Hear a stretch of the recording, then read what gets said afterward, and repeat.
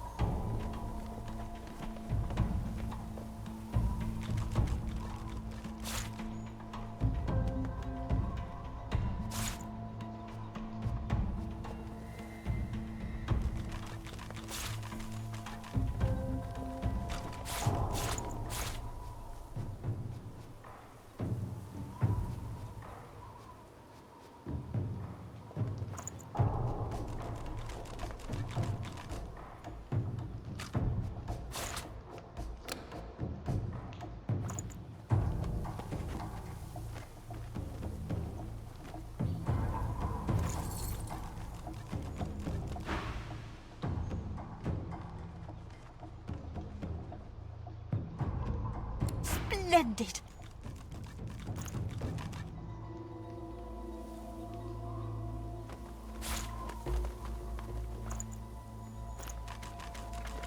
My thanks for your help. Perhaps we will meet again in the Hall of Echoes someday. I'm just going to find a place to rest. A place where I can be how I am supposed to be.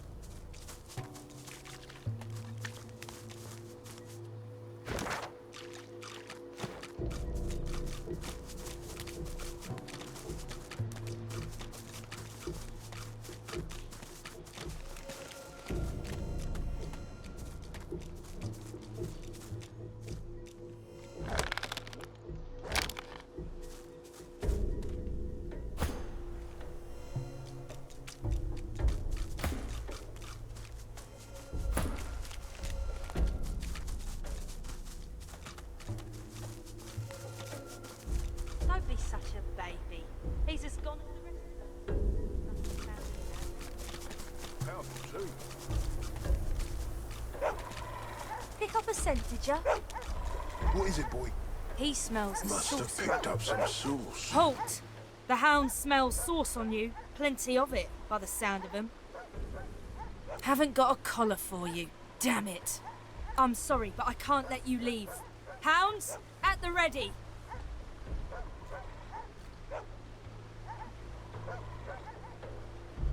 Fine, fine. Do all the gallivanting you want. But if a hand goes snapping at your heels, I'm looking the other way.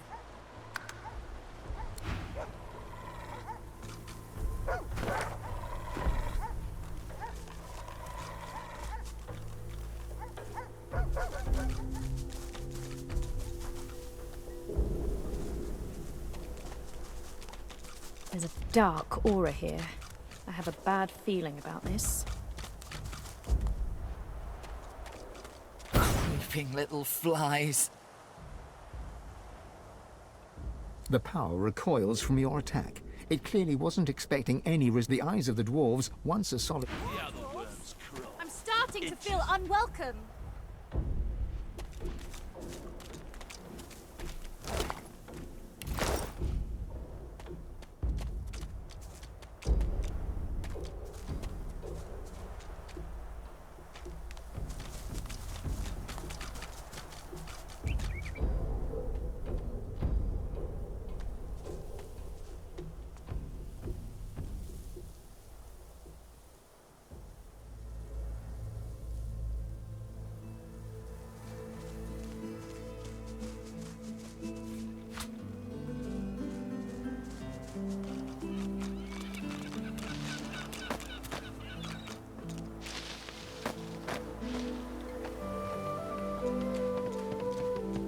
A fisherman stares at the water, muttering to himself.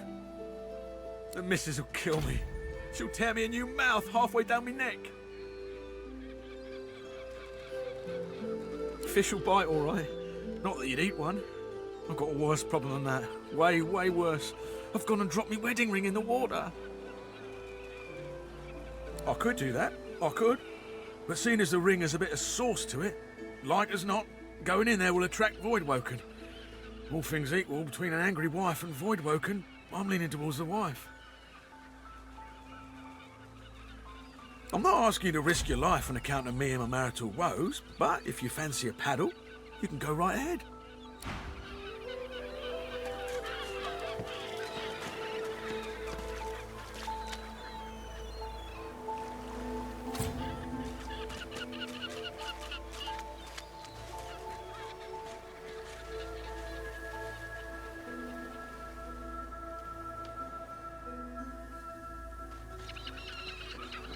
I've spotted something.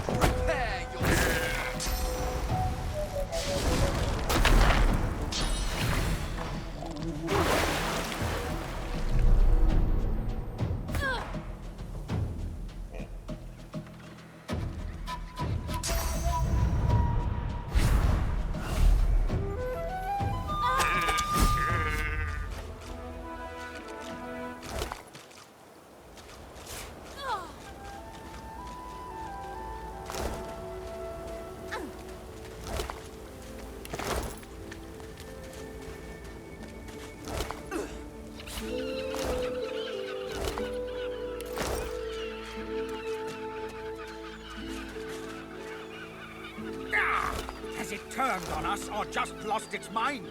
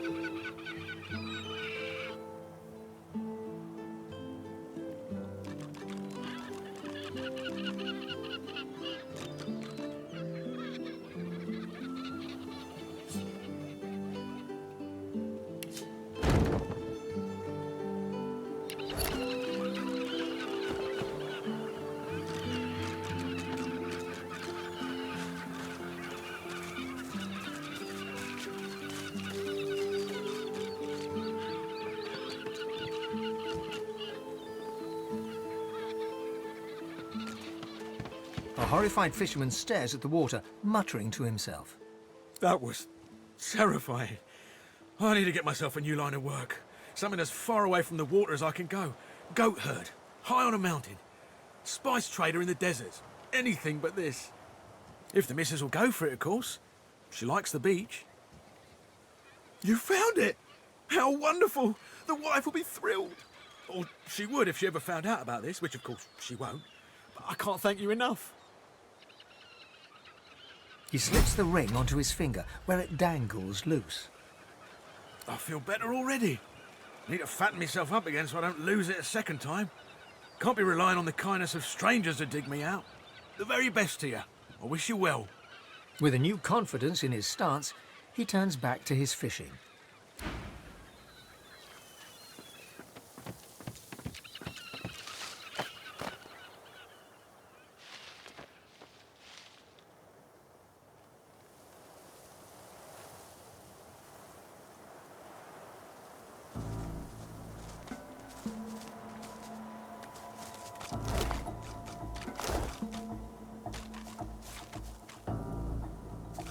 Careful.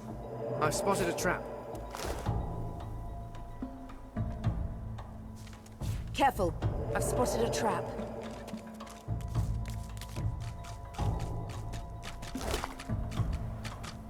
Careful. I've spotted a trap.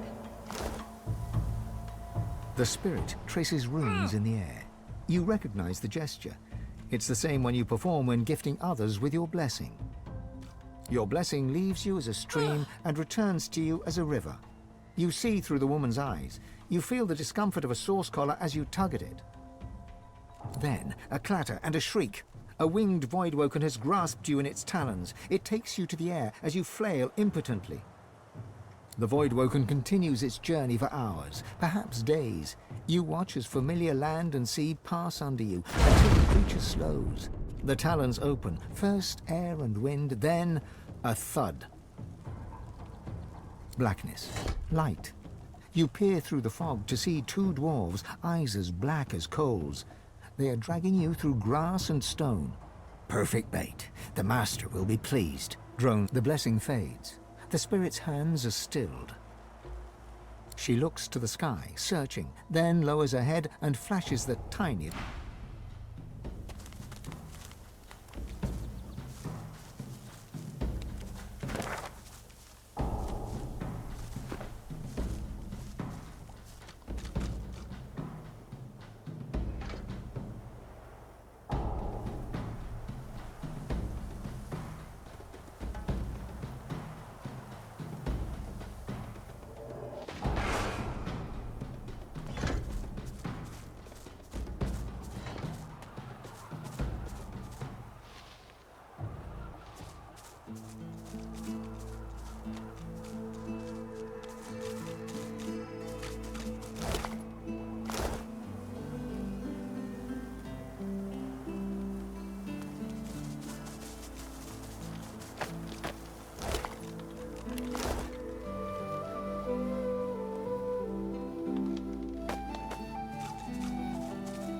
The enormous stone slab is covered with cryptic engravings, obscured in places by smears of dried blood. The enormous stone slab is covered with cryptic engravings. Half the runes are words. The rest are corresponding musical notes. The inscription is an ancient dwarven dirge. The melody is similar to a popular dwarven drinking song, though the modern version is markedly less macabre. The central rune is stained black with 1,000 years' worth of blood. A relatively fresh coating flakes off in the wind.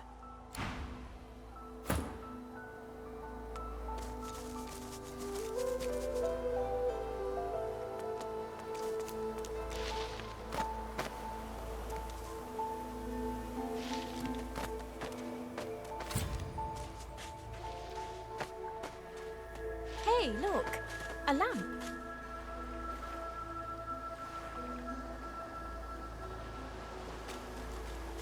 Lying at your feet is a strange lamp of ancient design. Spots of gold shimmer through the thick grime that coats it. As you hunker down for a closer look, the lamp jerks slightly, almost imperceptibly.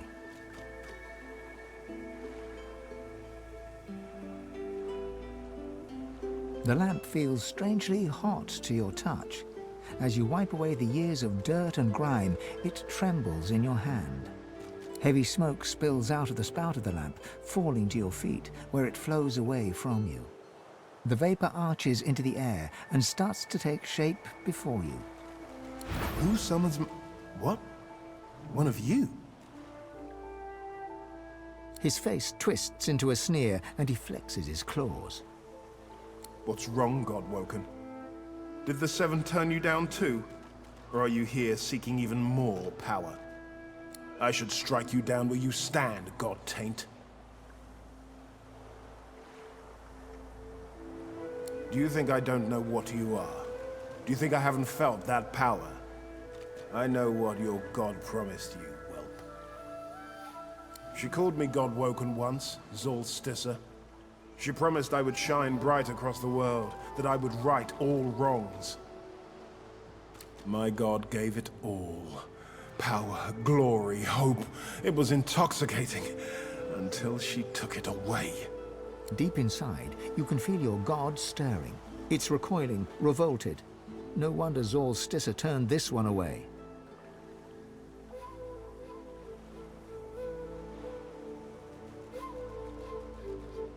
Unworthy, she said. Unworthy to be divine. So she gave it to another. What kind of a monster gives you that power only to strip it from you?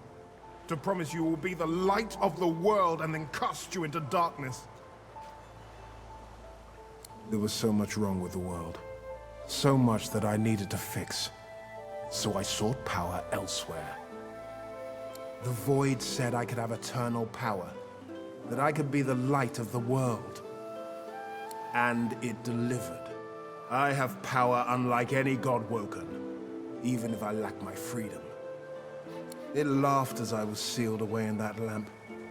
Be the light of the world, Godwoken, it said.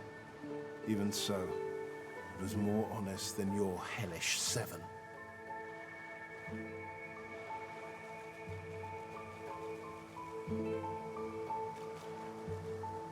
You are the joke if you believe the gods will honor their words.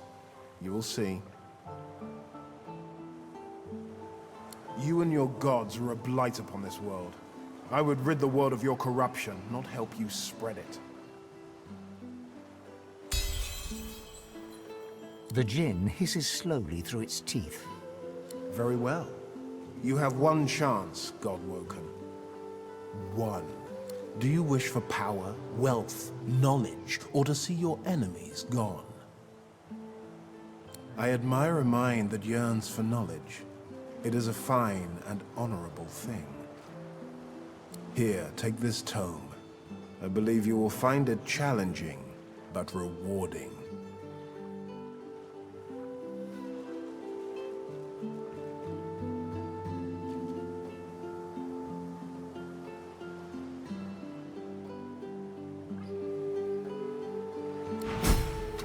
You have had your wish, Godwoken. We are done here.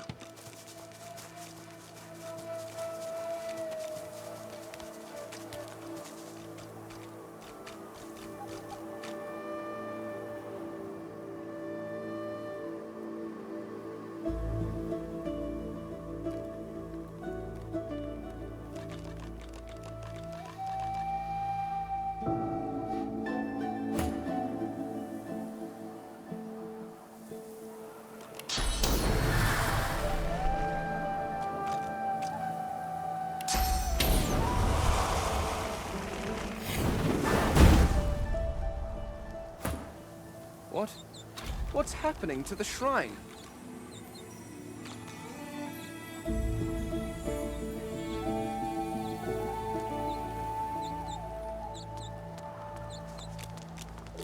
Here lies Patrick, prophet. He perished in this place, predicting the downfall of Brachus Rex. That's no way to die. Brachus was quite the... As the torches around you flicker and crack to life, you hear a low groan. It starts soft, then crescendos until your chest rattles and your head buzzes. Brachus Rex! Gods damn you to this hell in which I suffer! Gods damn these burning flames! My blood boils in a death and you ask if it hurts. The indignity fans the flames. Just when the agony subsides, more come to the shrine and put flame to the torches. They think to honor me. Instead, they incinerate me. The curse is everlasting. Whenever I am honored, I will suffer for it. Brachus saw to that. I knew him and knew his secrets.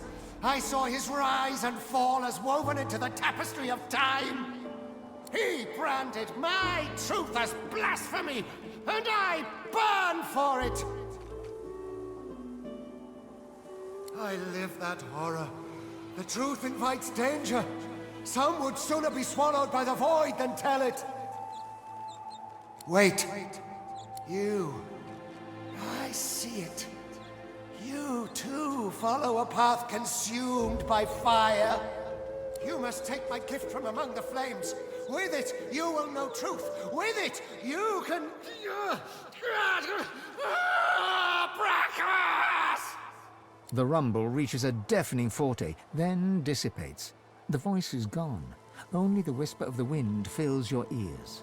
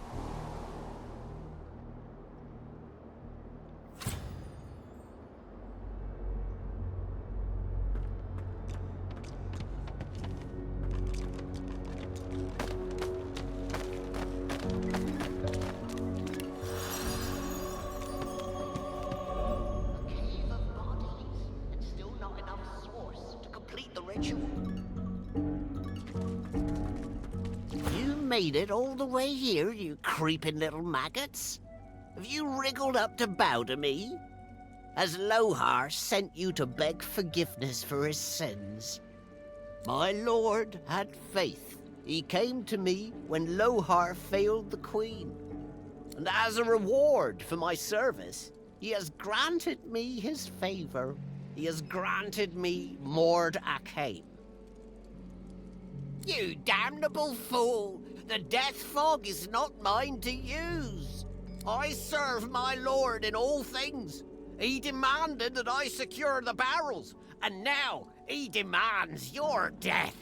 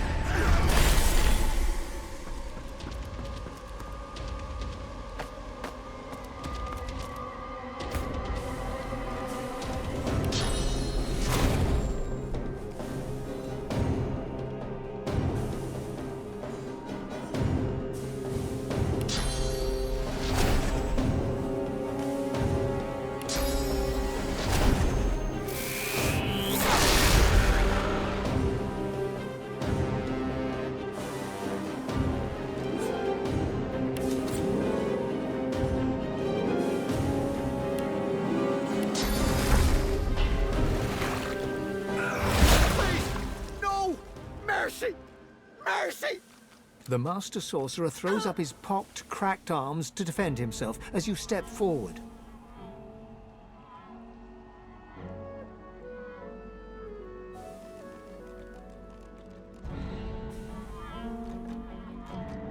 His skull twists into a mask of rage as you raise your weapon. You scum! You heartless beasts! You... The frail skeleton is still screaming obscenities when you bring your weapon down, caving in his skull. The jaw falls silent, dropping to the floor with a crack, and the pile of bones lies silent.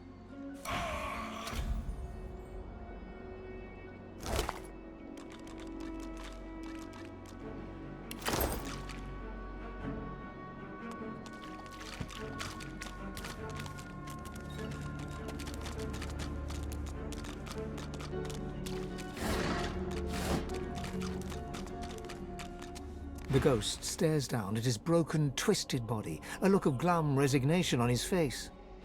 It ain't a pretty way to go. Mind you, could be a damn sight better than whatever Lohar would have done if he'd got his hands on us. Mind control or no, he'll be livid when he finds out what we did.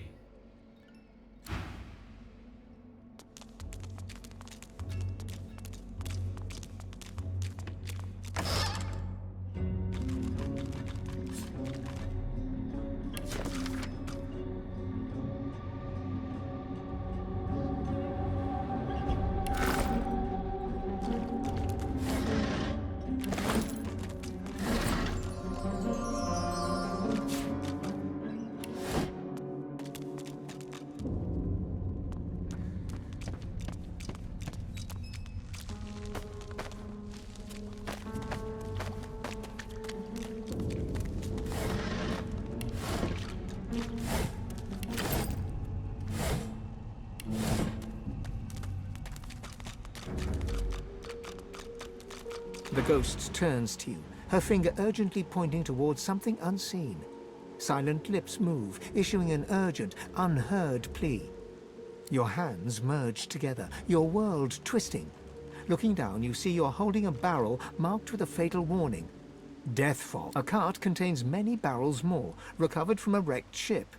The room is filled with voices, cracking jokes and swearing oaths as you go about unloading the cart. But somewhere, in the hum of voices, one cuts through the rest. Stop, it hisses. Do your duty. You lift up the death fog, and, fighting against every step, you walk back to the cart.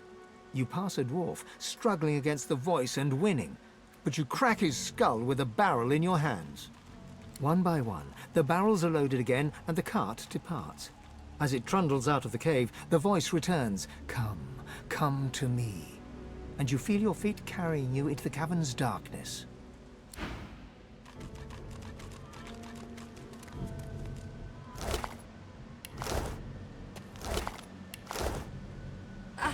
I'm so sorry. I didn't want to hurt you. I didn't want to hurt anyone. But he made me. That voice. He made me. I let him out of the vault. I killed anyone that got in the way. And then I sat here as he gibbered about needing to complete his bloody Mordecai. Damn divine. Some ancient ritual, he said. It gave him the power to twist our minds, to turn us into his puppets.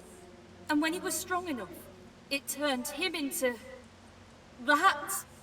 He thought it was a reward, kept saying how blessed he was. What madness.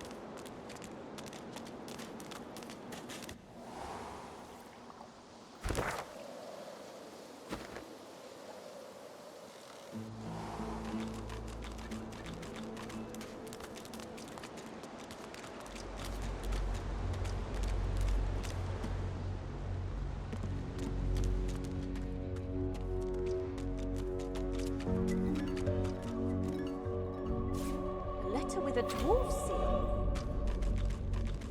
Fine paper. It looks important. The dwarf's royal seal? It couldn't be. Open it at once. This could be valuable.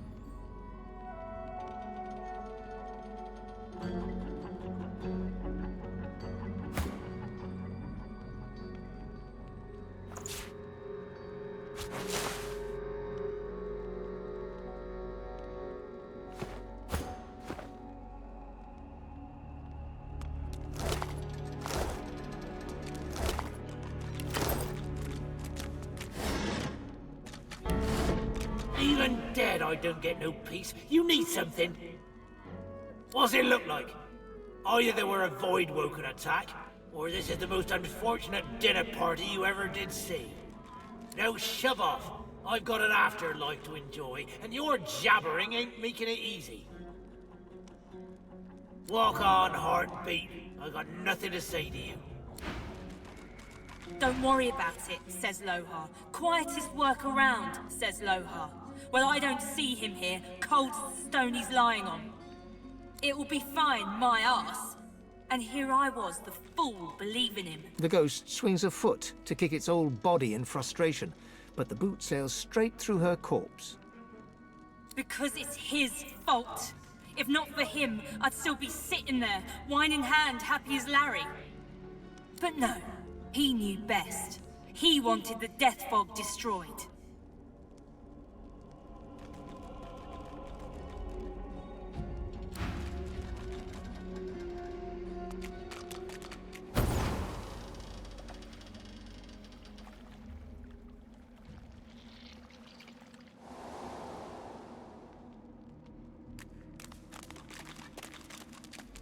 lock's melting away. Mordus turned the key into an amulet. Cunning.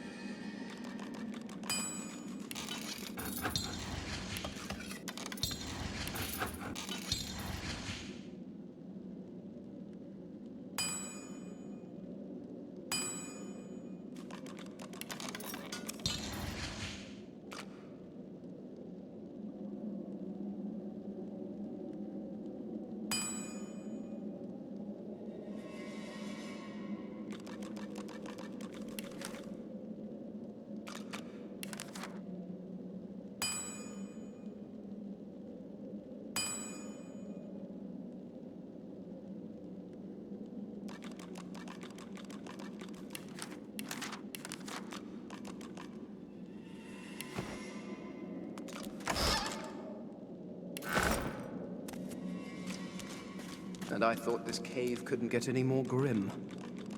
I do not want to know what that smell is. Death, most likely. Watch your step. Careful. I've spotted a trap.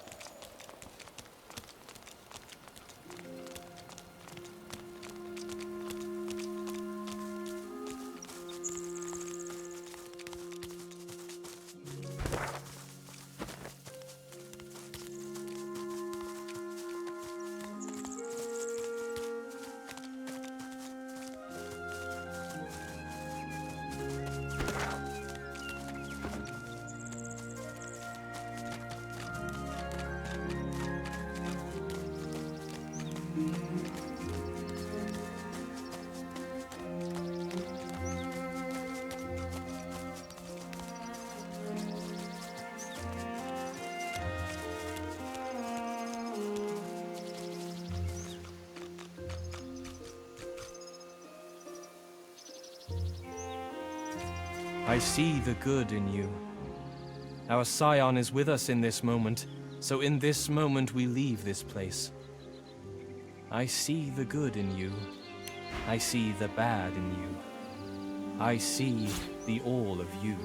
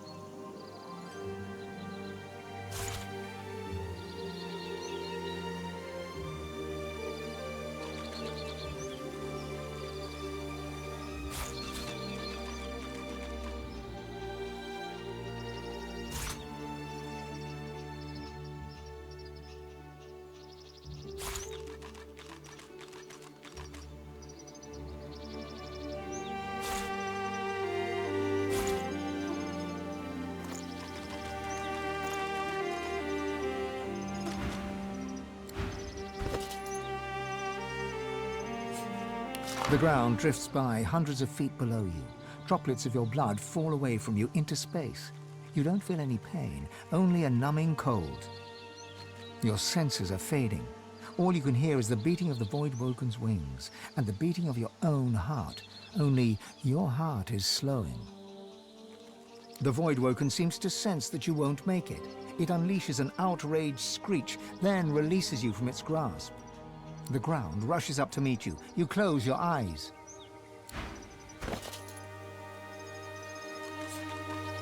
The woods have grown chilly now that the sun has set.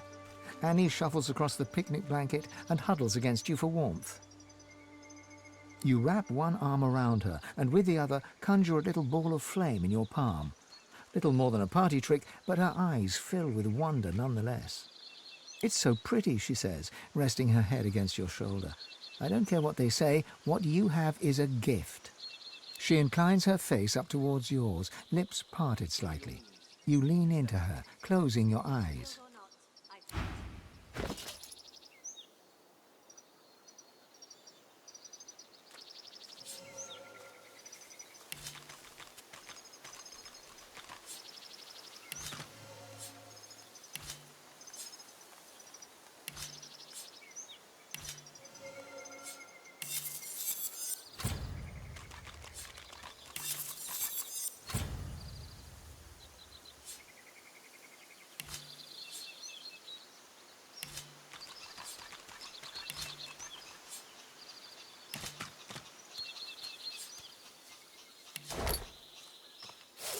Bind that wound that it does not fester.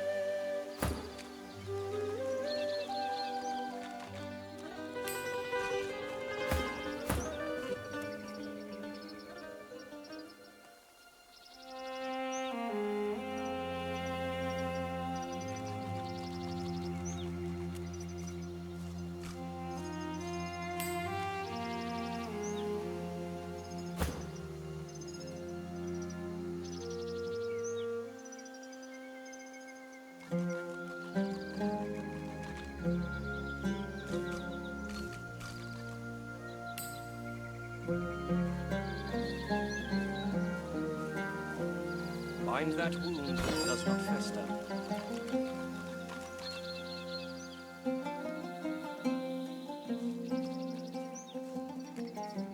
Heal your wounds. We need you standing.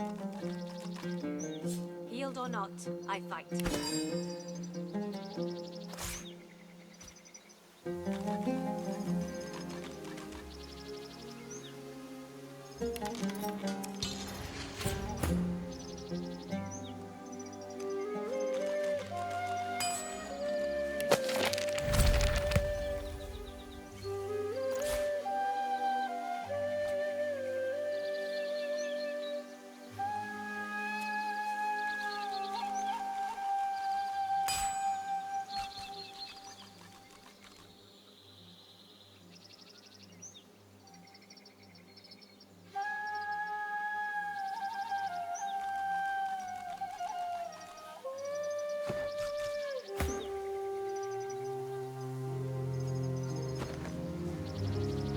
Bind that wound that it does not fester. I see the good in you. Our scion is with us in this moment, so in this moment we leave this place. I see the good in you. I see the bad in you.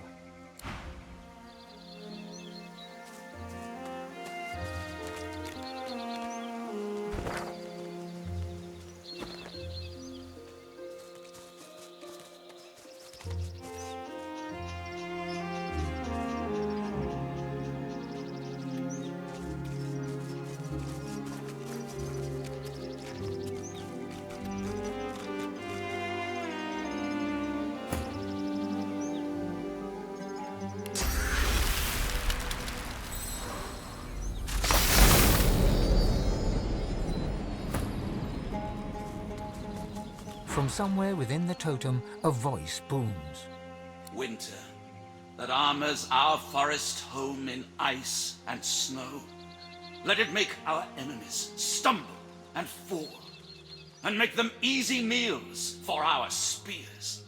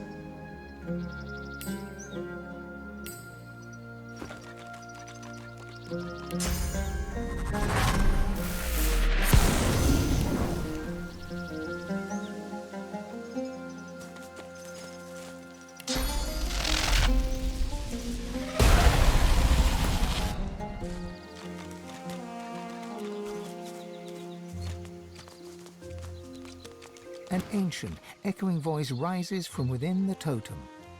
Autumn, the turbulent beauty. It brings color to our home and death to our enemies. Tersendelius utters his battle cry and rains down spears of pure light.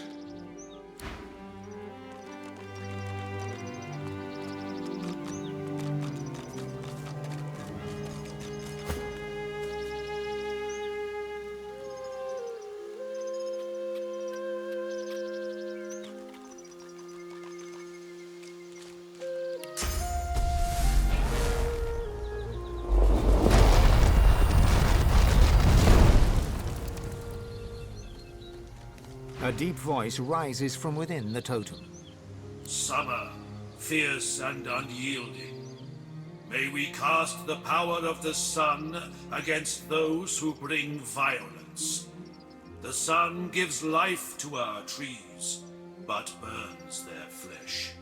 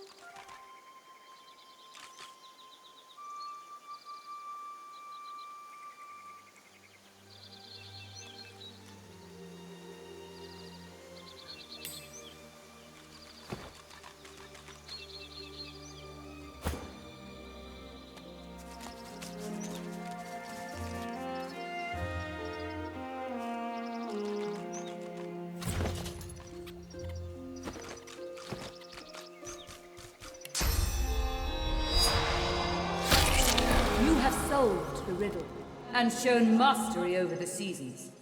Now you must face the trial of combat.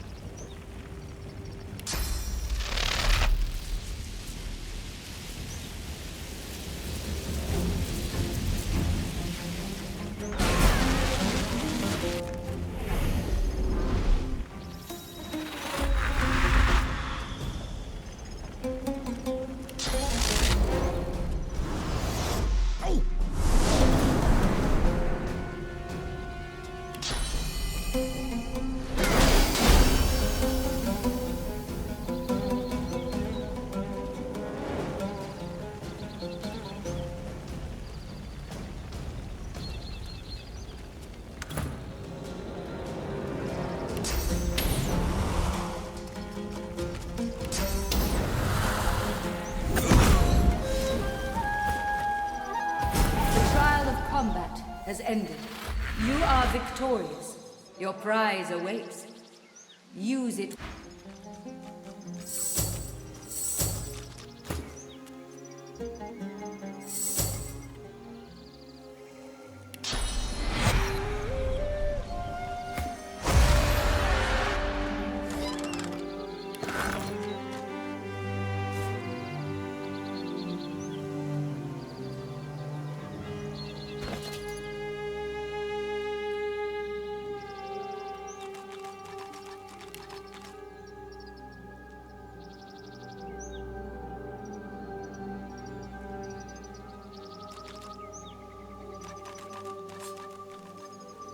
You're soaring high about the treetops, moving effortlessly with your blazing wings.